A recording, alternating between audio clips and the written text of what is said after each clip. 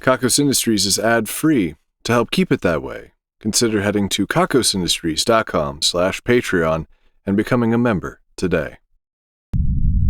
What you are about to hear is glassy and chimey with creamy mids.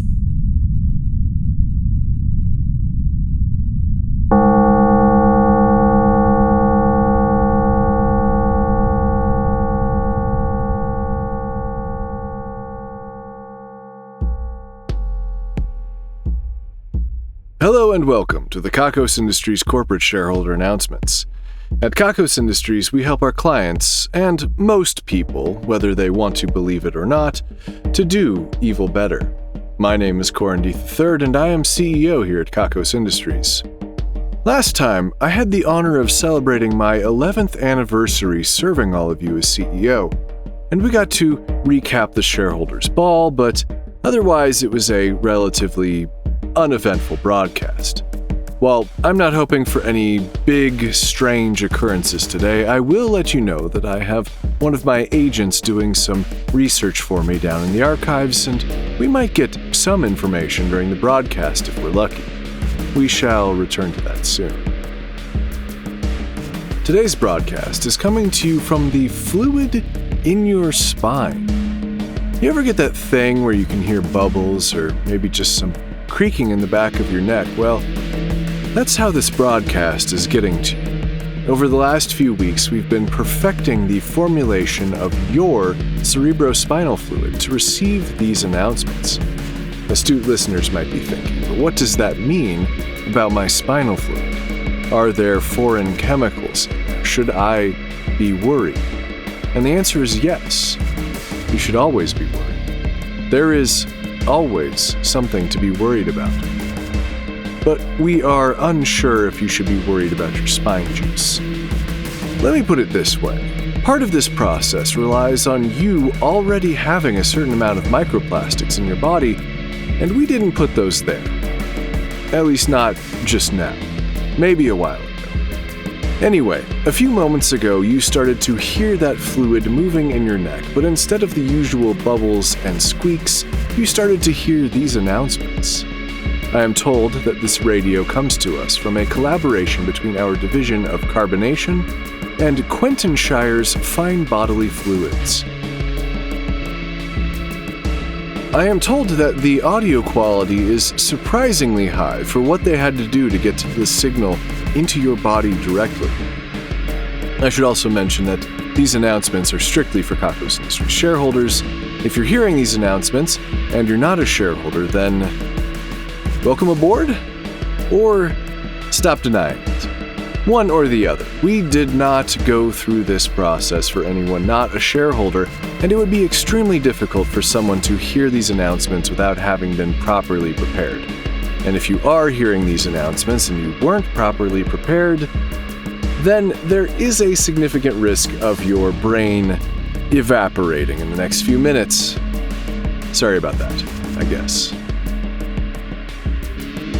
We recently had the celebration of affirmation. That's time when we make sure to appreciate those around us and ourselves for just being as evil as we are.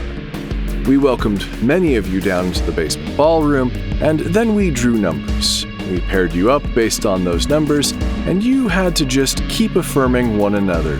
You had to keep complimenting, you had to keep reminding that other person that they were evil. Then we switched up. We kept the switching fast enough that you weren't likely to run out of things to say and ruin the experience for someone else. By the 5th or 6th rotation, you had stolen the best compliments from other people, but that was not against the rules. The evil in me sees the evil in you, shareholders. The Celebration of Sound was one of those festivals that we really should have tried earlier, but we didn't. It came from the book of anytime festivals we can use anytime. We couldn't just use any space for this celebration, of course. The acoustics in the basement ballroom are a bit too dead. It absorbs sound so you don't go deaf from everyone chattering in an enclosed space. We needed to use a different space, so we reopened the Kakos Chapel. The history of the Kakos Chapel is a bit murky. It is certainly very church or temple-like.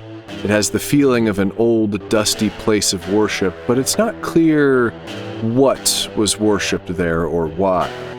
The most recent records we have indicate that it was used for a lot of weddings, but again, there are no notes about anything sacred being included. We've looked into the officiants of the weddings, and they were from all over the place, spiritually speaking. The architecture is seemingly Gothic, which you probably guessed already. Anyway, when you start to chant in there, the chants hang around. They sit there and they get louder and louder. They build upon themselves. Soon the stained glass windows begin to rattle. The whole place feels like it's shaking. You start to worry what will happen if you continue chanting, but you're less afraid of that than of what will happen if you stop chanting. It was loud, it was deep, we felt it in our cores.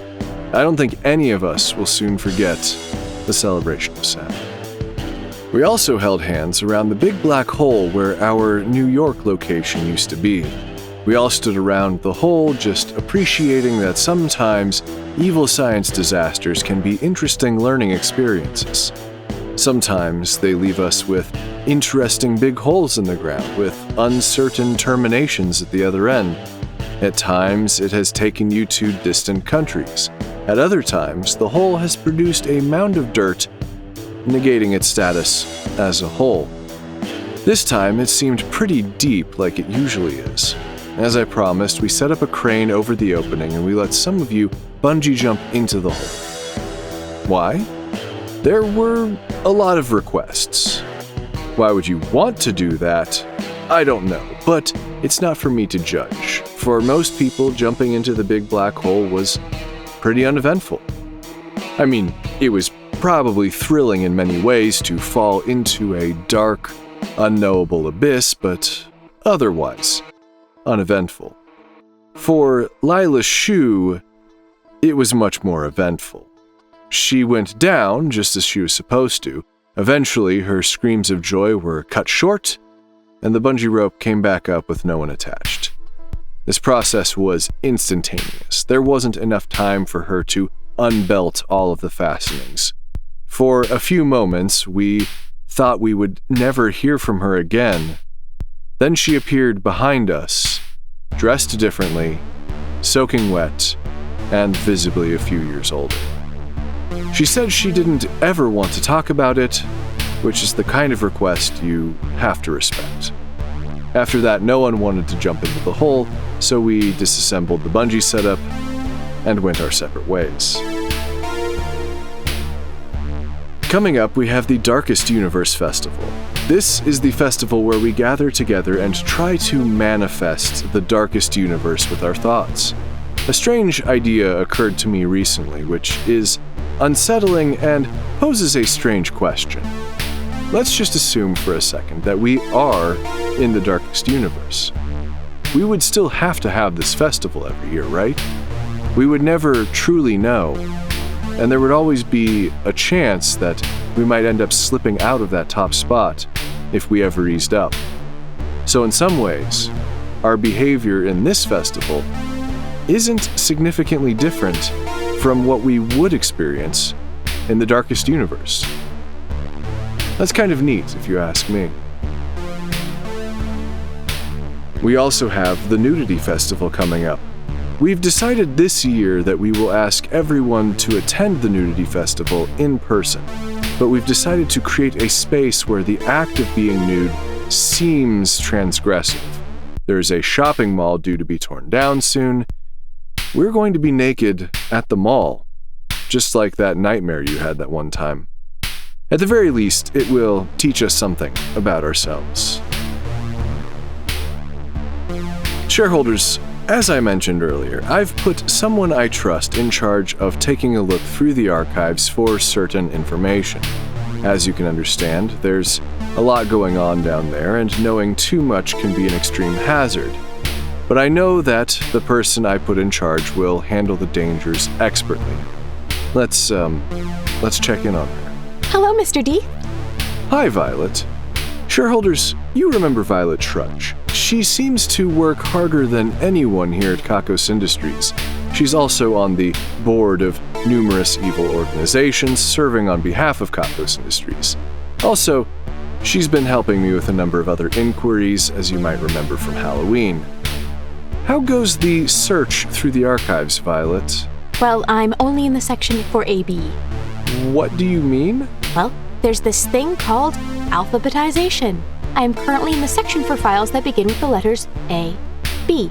You see, many years ago, there was a civilization called the Romans, and they made what they called an alphabet. Stop. I know all of that. What do you mean you're only in the section for AB? Well, Corin, I don't know how many times you're going to send me down here, so I just figured I would read the whole thing. I only asked you to find relevant files. You should be able to search for them without reading the entire archive. But it's far less efficient that way. This way, I'll just know everything, and then I can answer whatever questions you may have at a later date. But that's dangerous, Violet. There's a lot of information down there that can actually kill you, just by knowing it. Nothing is going to kill me, Mr. Deeth. I have all the information compartmentalized in my mind. It's completely separate from the part of my mind that can understand the information or dwell on it. Is it healthy to do that? Is it healthy to spend 8 hours a day slouching in front of a computer monitor? Is it healthy to exist? Just because some things are unhealthy doesn't mean that they are equally unhealthy. Multiple people have died reading documents in the archives. I'm sure I will learn all about that when I get to the W section, which I assume will cover weaklings. Violet, I don't know how you've made it this far without running afoul of something like this before. Oh, I know plenty of things. I know things that would destroy most people, but I keep those things sealed away tight. You can't protect yourself from your own mind. This stuff has a way of coming out. And then I put it back.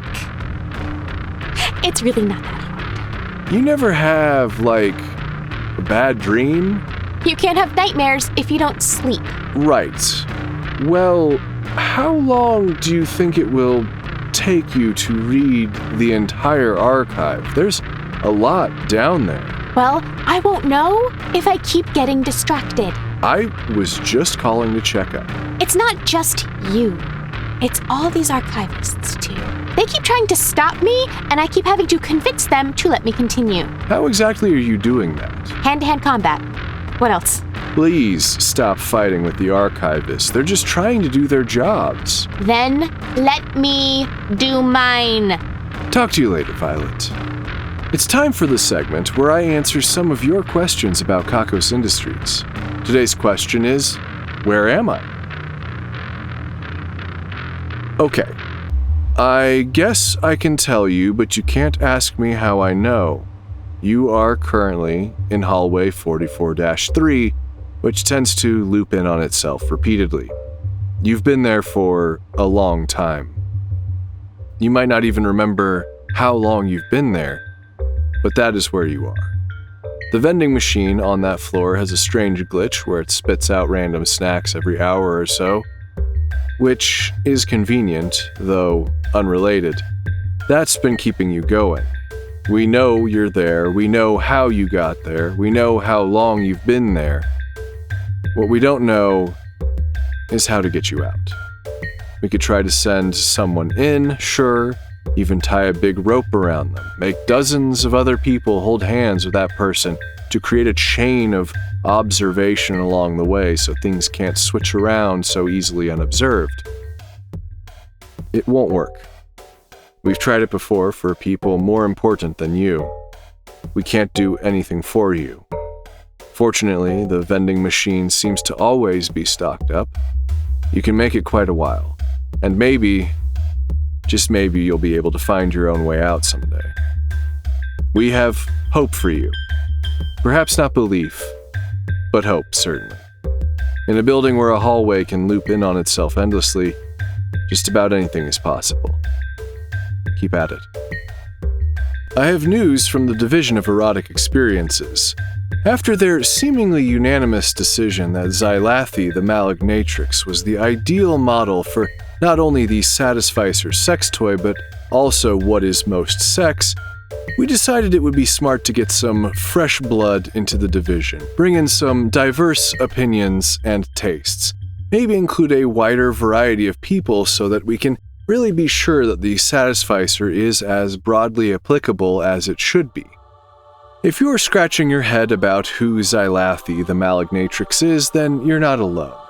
I have mentioned this before, but Xylathi was created as part of a role-playing campaign for one of the employees, Gilbert Bleak, in the Division of Erotic Experiences, and since then it seems to have taken on a life of its own. The trouble is, even with all of those new people on board, they had agreed once again that Xylathi is the goal for everything the division is currently doing. Look, I've seen the pictures. Xylathi has a lot going on if you're into that sort of thing. Horns, a long tongue, many arms, many legs, many different kinds of between-the-legs situations, just a bunch of breasts.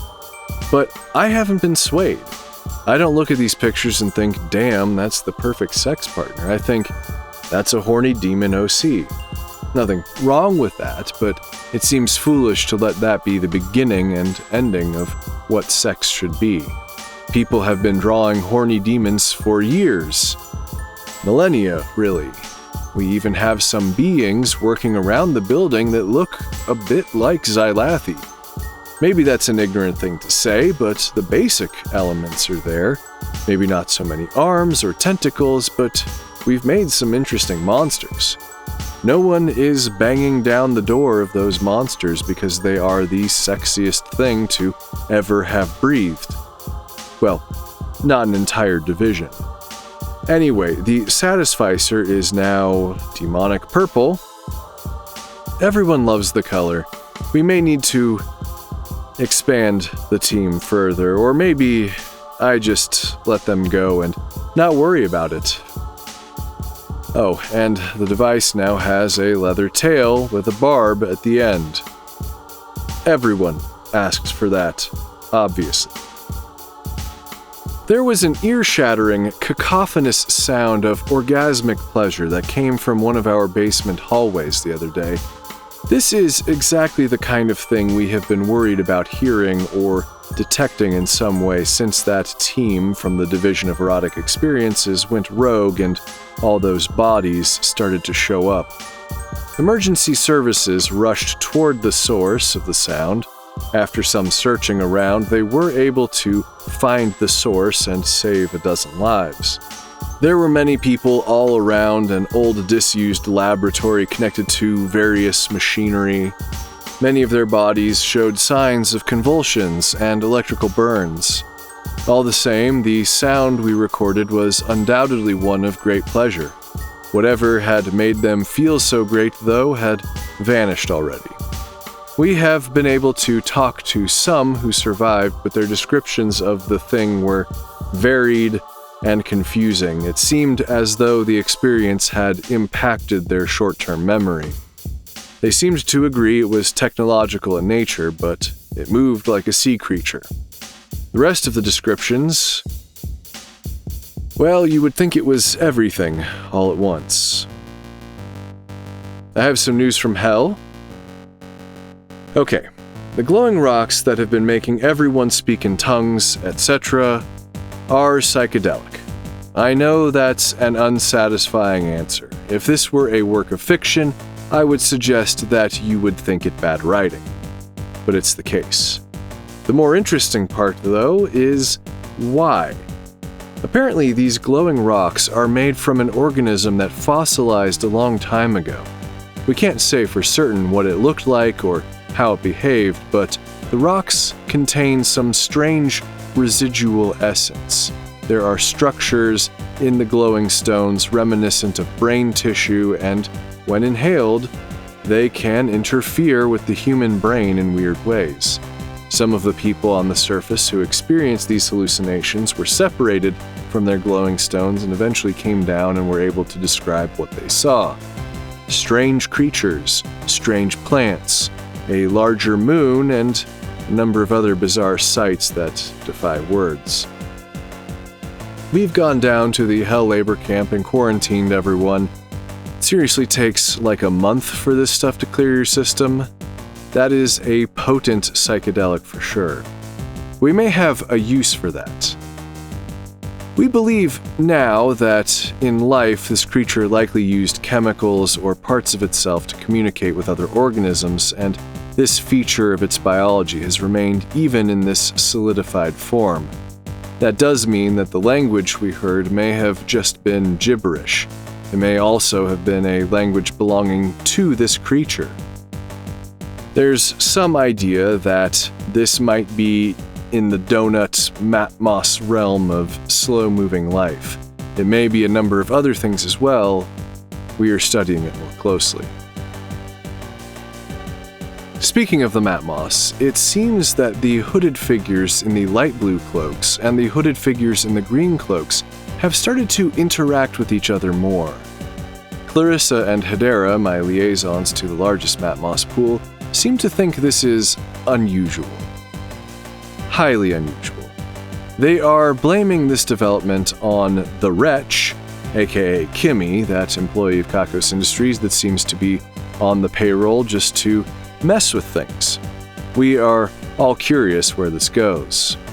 Also, speaking of the matmos, we have continued to research the donut, the rock-like formation I removed from the matmos some time ago. We shocked the hell out of it with high-voltage electricity some time back, and it absolutely hated that. It did make its molecules move faster, almost as though it were melting. We've tried to apply gentler stimulus.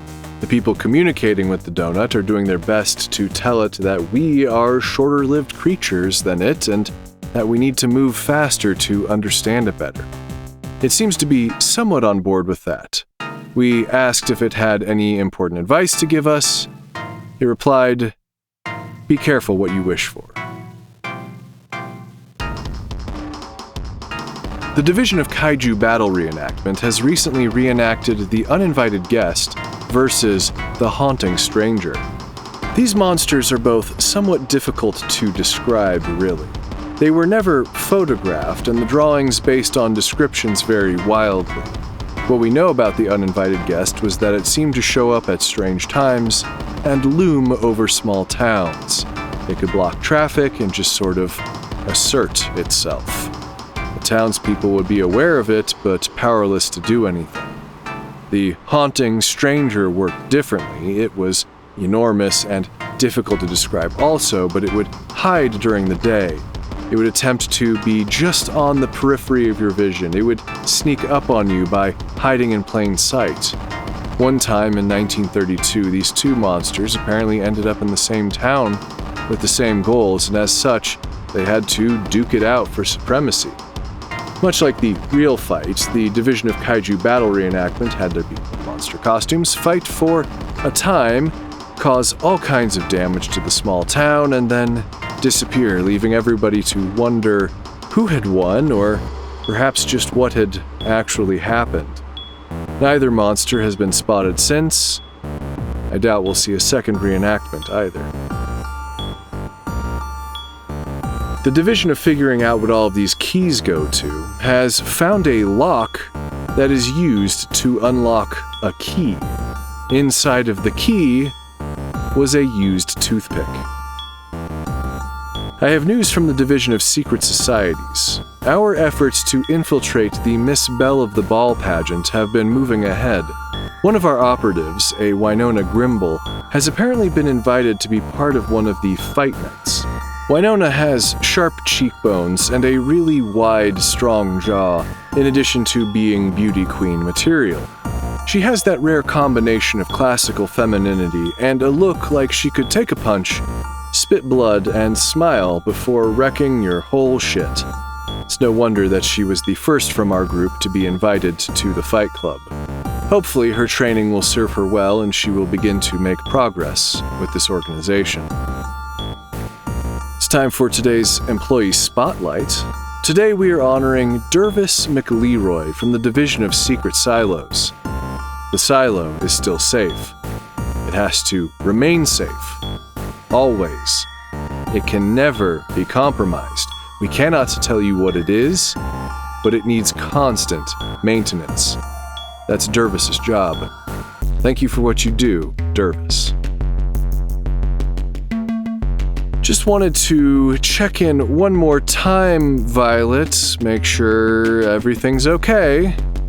Where am I? Why is there blood on my face? I assume you're still in the archives. The blood, I can't say. I am in the archives. There's blood all over this book. My blood. Are you okay? The evidence would suggest that there was a battle. It likely took place in my head. Real nasty thought, apparently. Are you okay, though? What a silly question. It would seem, Mr. Deeth, that you may have been right about these texts. It seems that I ran across a really nasty one and my mind protected me by physically expelling the thought and wiping my memory for the last 10 minutes or so. That's a really specific assessment. This isn't my first rodeo. Violet, I think I'm going to order you a medical evaluation. Only if you want me to never finish my work. You can finish when we figure out if everything is okay. In your head. Or as okay as it ever is. I decline. Oh shit. The archivists are back on their feet. They've grouped up this time. I'm only trained in hand-to-hand combat for up to 7 foes. Guess I'll have to leave? Medical evaluation.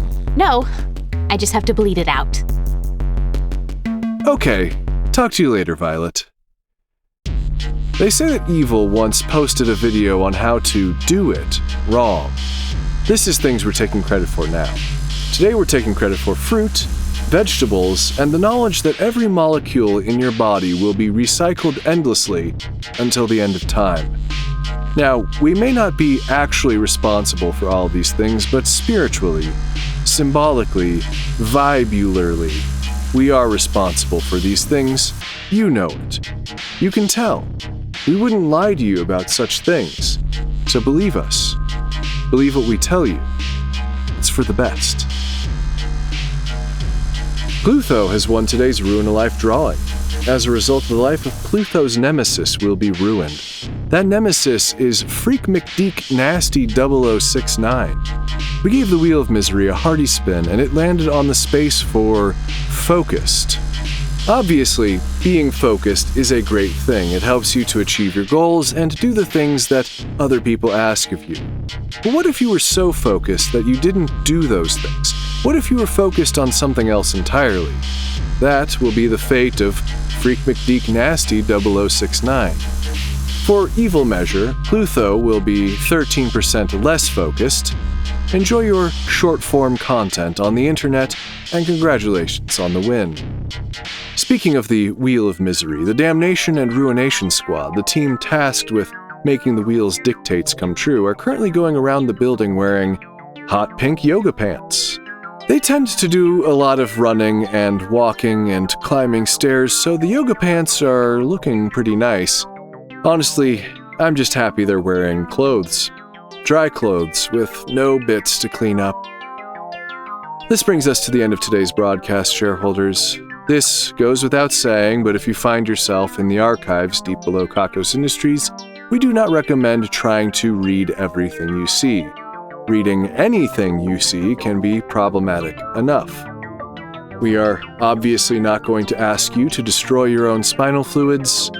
Just lie back, if you can, and let these announcements slowly drift away from you. No more action on your part is necessary. Just take it easy. Keep drinking tap water. Keep washing your polyester clothes. Next time, the announcements might even be clearer. The numbers are next. 1, 1, 2, 1, 2, 1, 1, 2, 1, 2, 1, 2, 2, 2, 2.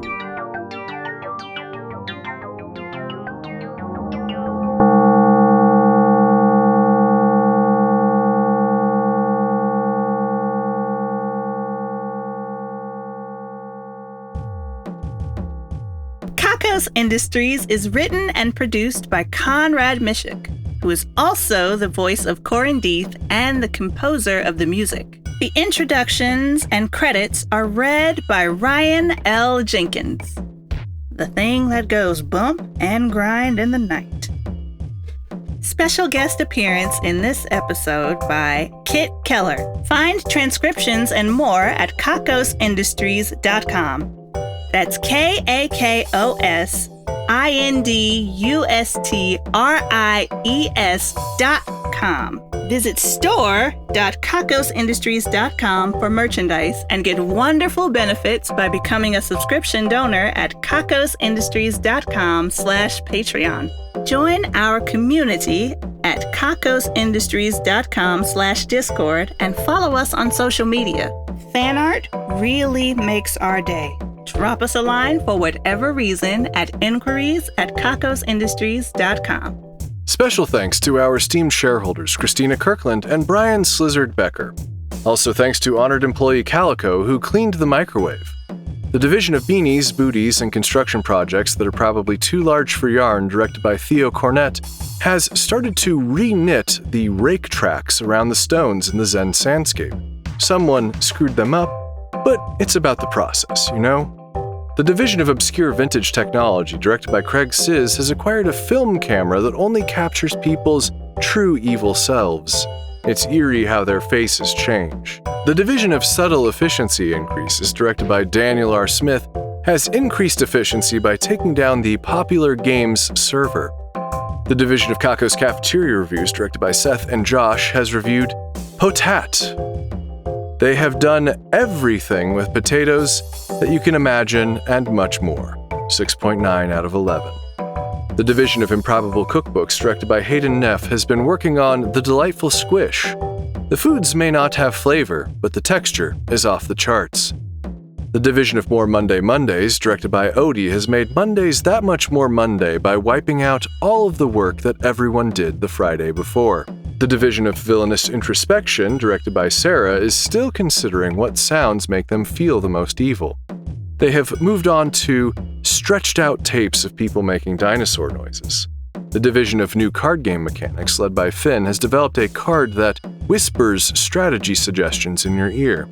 The division of Animal Stacking, directed by the one true Dave, has stacked a number of cats. You say they're cuddling, Dave says they're stacked. The division of Things That Have Switches That Shouldn't Have Switches, directed by Her Foxiness, Miss Dr. Indigo J.S. Volpes XIII Esquire, has put a switch on a sidewalk. It is ill-advised to walk down that sidewalk when the switch is set to off. The division of lesser-known napping locations, directed by Sass Master J, has recently taken a nap in the closet of the division of clothing. Apparently, there's a space in the back that has been mostly undisturbed for 50 years.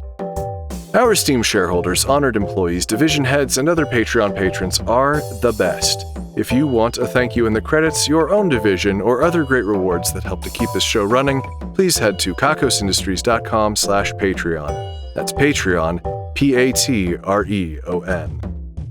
Doing evil can take a lot out of you. Buy yourself a trophy.